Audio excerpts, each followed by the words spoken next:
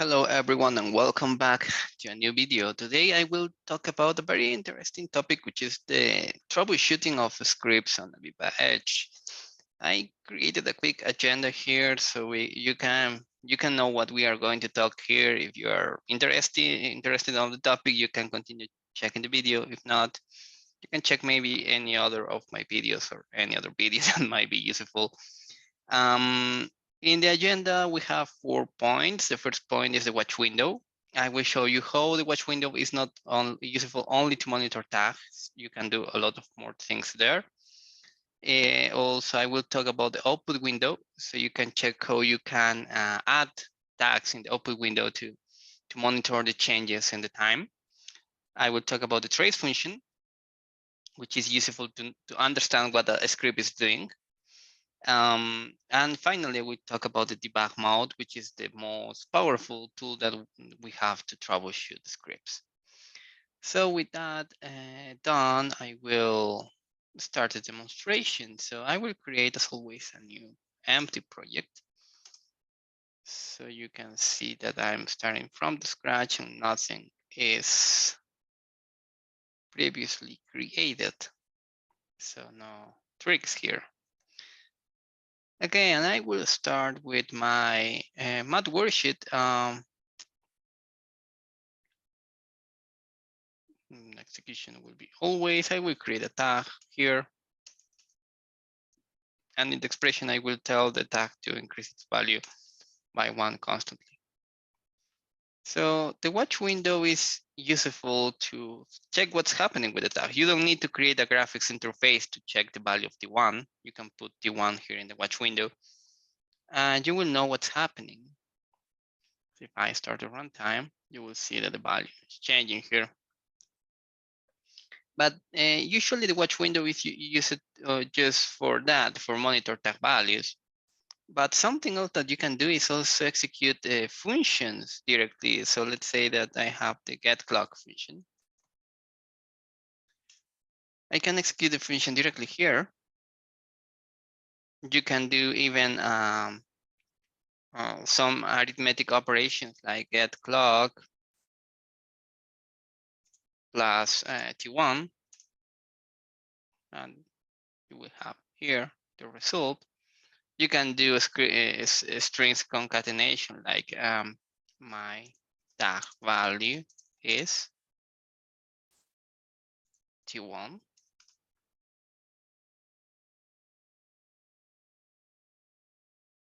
And as you can see, it's not only to check a tag value. You can do several things here.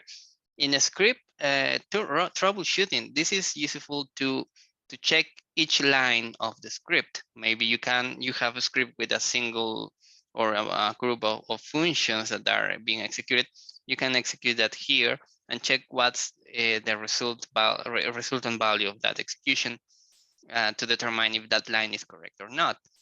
So the watch window is very powerful to do multiple things additionally to check the tax values. We have some additional tabs here, but I will talk about those tabs in the debug mode section. For now, that's what I wanted to share with you about the watch window. Make sure that you use it not only to monitor tags, as I said. Well, the next topic is the output window. The output window is useful also to monitor tags. In the output window, we usually set some settings here to check the communications, the OPC, messages, etc. But you can also log tags. So if you check here, the T1 tag is changing not one by one. The value is not being increased by one, even when the script is doing that. You can check that the value is changing by 5 or 4 numbers each time. So we are missing there some steps in the process. And that's because the watch window is not quick enough to capture all of the changes of the tag. But the output window is really fast to capture that. So if I add the T1 tag here, and I enable the insert datetime option, you will see in the log that we can see the tag value changes, but all the changes, all the values increase by 1 each time. You can see the tag is value changing several times per second, and you can see all the changes. So if you want to monitor a tag that is changing very, very fast, I don't recommend using the watch window. What I recommend to do is using the output window to log the tag and have all the values of the tag here in the output window, all of this with a timestamp. So you can see really what's happening with the tag. Okay, so that's about the output window. Of course, in the output window, you have some more powerful options, but that's not the topic of this video. You can monitor the protocol messages, and when you communicate with a device, you can check the receives execution messages. All that is very powerful too, but it's not the topic of this video. But I probably will cover this later. But for troubleshooting scripts, log tags tab here is very, very useful. So let's say that I have a script with multiple lines. So T1 here will be equal to 1. Next line, T1 will be equal to 2. And here T1 will be equal to 3. So if I save the changes, you will see here the tag value is changing constantly, and well, we have here the information of the changes of the values of all the tags. But let's say that I don't want to log the tags because the tag value is not so relevant on my script. Probably I'm doing something more complex than setting a tag, a value for a tag. So below this line, what I can say is add the trace function, and that's the next topic. The trace function is useful to determine what a script is doing step by step. So for instance, here I can put trace my script first stage was executed.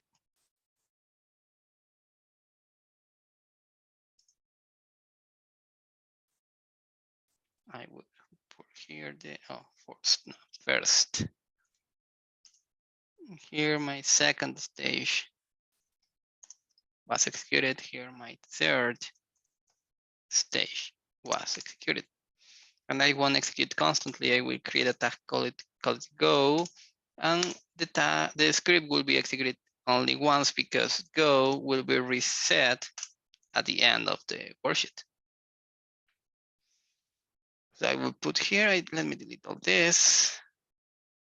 So I will put here go. And in order to see these messages in the output window, I should enable the trace messages. So let me show you what happens here now. So it says my first stage was executed, my second stage, my third stage. So as you can see, I'm not checking the value of the tags anymore, but I put trace messages so I can see if all the pieces of my script were executed or not. And this is useful if you use, for instance, conditions, or you have a case statement or something similar, where the script won't jump line by line, but it might go to a specific line based on a condition, and you might want to know if the condition was executed or not. So this will tell you what the script is doing internally, because you can put this inside the condition. Let's say the condition true, it will be this, the condition false, it will be this. So you will know what happened with the script. You can even add a little bit more complexity here. So my first script, my script first stage was executed, and plus, and here, and the value of T1 is T1.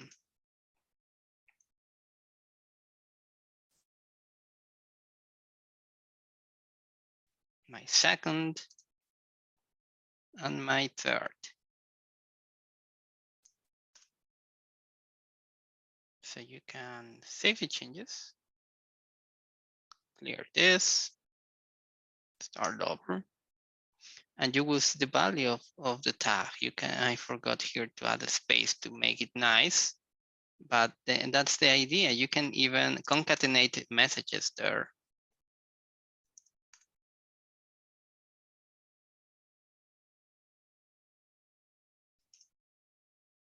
So you will see the value of the tag in the trace message.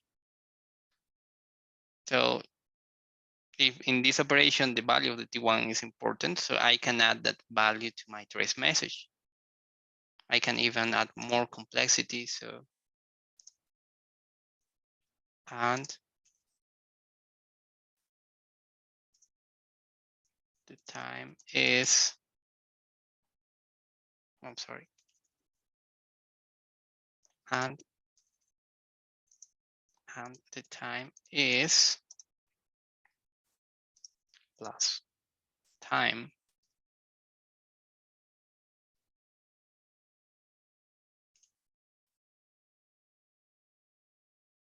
Copy this.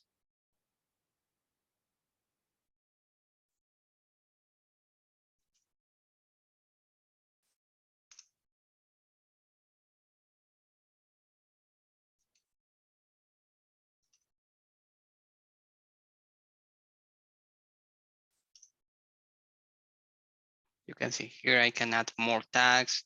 I can add even functions inside the trace message. It's a very powerful tool if you think about it, because in your script execution, you will be able to see what's happening. So that's it for the math worksheet. I want to show you how to use this in the script worksheet and in the Viva script interface in general. So for instance, you have here, let's say an if condition. So if go, which is my tag, is equal to 1, then T1 will be equal to 5. And I will add my trace message, trace.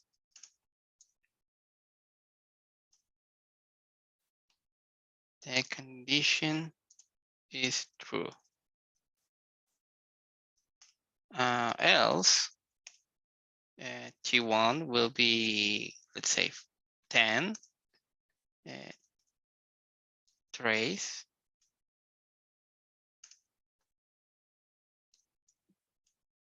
The condition is false. And if. And this will be executed constantly. We'll disable this. Don't want it to mess with my new script.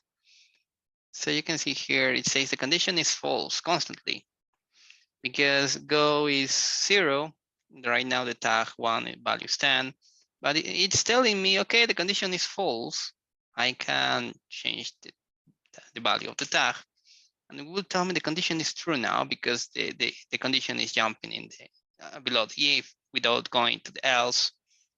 So yeah, you can see what's happening with that condition using the output window. Not only monitoring the tag value, because something else might be writing into the tag value, but this is very specific to the script. You know for sure that this condition is true right now. So another example here, let's say that we have a loop, for instance, for I equal 1 to 10, or for sure I should define my I variable.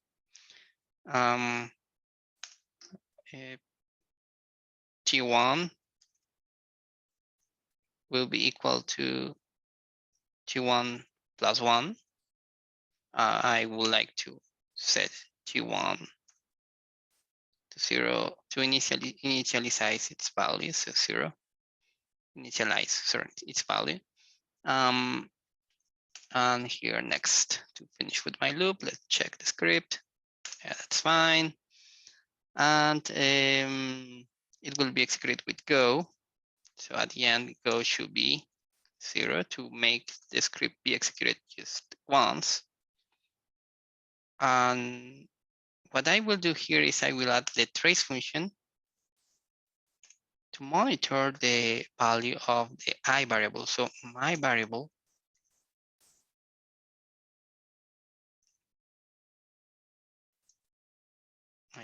I value is concatenation ampersand I. So let me show you what this does. So right now it was executed. And let me execute it again. So it jumps, it goes in the loop. So every time the loop is executed, the I value increases by one. So you can see that the I value was executed 10 times, and you will see there here in the output window with a single trace message because it's inside my loop. So right now I'm monitoring the value I, and I'm adding I'm doing a simple arithmetic operation here, but you can have something very complex, and you might want to monitor what this complex operation is doing currently, and you can put the result of this operation here in the trace message. So you can even put here this, and my T1 tag value is T1.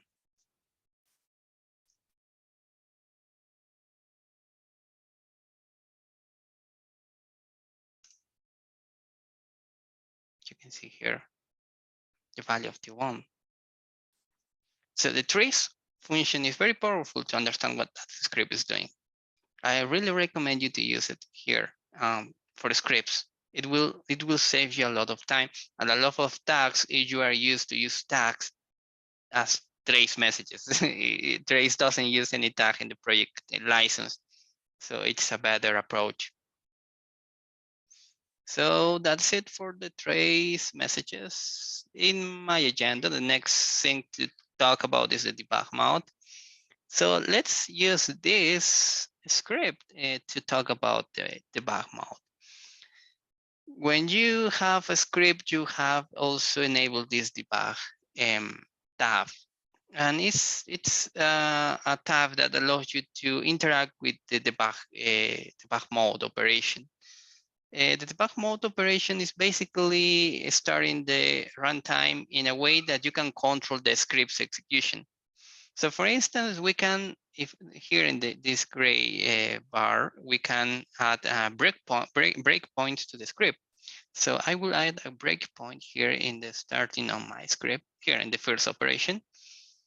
And I will start in debug mode. So I just need to click here on debug.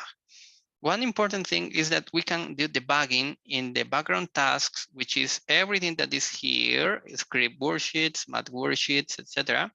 And I can do also debugging parallel in the viewer, because the viewer module, which is the graphics interface, also has a scripting interface. So you can do debugging on both. But what I will do now is debugging the background task only, because that's what I'm using. So let's start the debug. And in debug, you can execute the script. In this case, Go will execute the script. So let me delete this. And you will see here a green arrow, which means that the script was paused in this line. And if you put the mouse over a tag, you will see the current tag value. So right now, T1 is 10. And if you check the watch window, yeah, that's correct. The T1 tag is 10. So we are paused here. If you go here in the watch window, let me expand this. In the watch window, you will see here something called locals. And locals will show you the value of the variables. So here for I right now is empty. And here you will see the same thing in the watch window.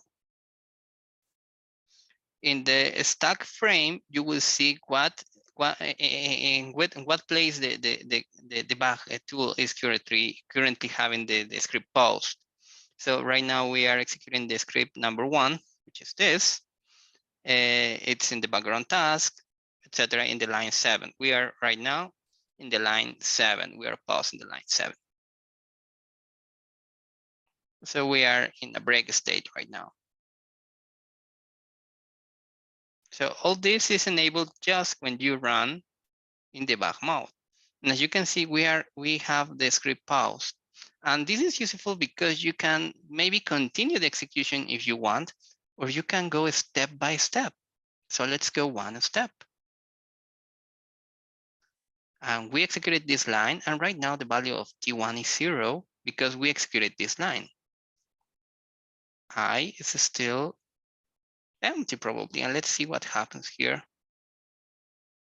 If we go one step, we go inside the for loop. The value of I is 1 right now. We go one step. Right now we executed this, so T1 is 1. And we can go all through the loop, step by step. Check the output window. Oh, when I go step by step, the output window is also reporting what's happening because I'm executing the trace messages here, the trace function here to generate the trace messages. So let's check the locals. Right now it's 9. The next step will be 10.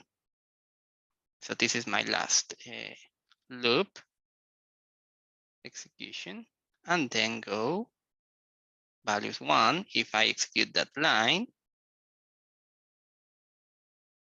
the value is 0. And you can see I executed my whole script line by line. So I can see in real time what's happening with the variables, what's happening with the tags. And if I have trace messages, I can even check what's happening with the trace messages in the output window, step by step. So this is very, very useful if you have a complex script and the script is not working as you need or as you expect, and you want to see why. Because running the script step by step will tell you where it doesn't do what you want to do.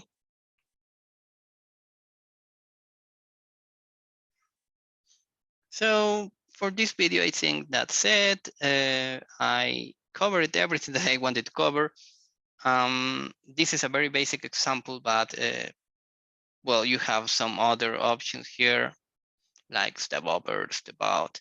I recommend you play with this to understand better what it does, but it's very simple, right? You can simply finish a script, on one step out. More information about all this in the manual.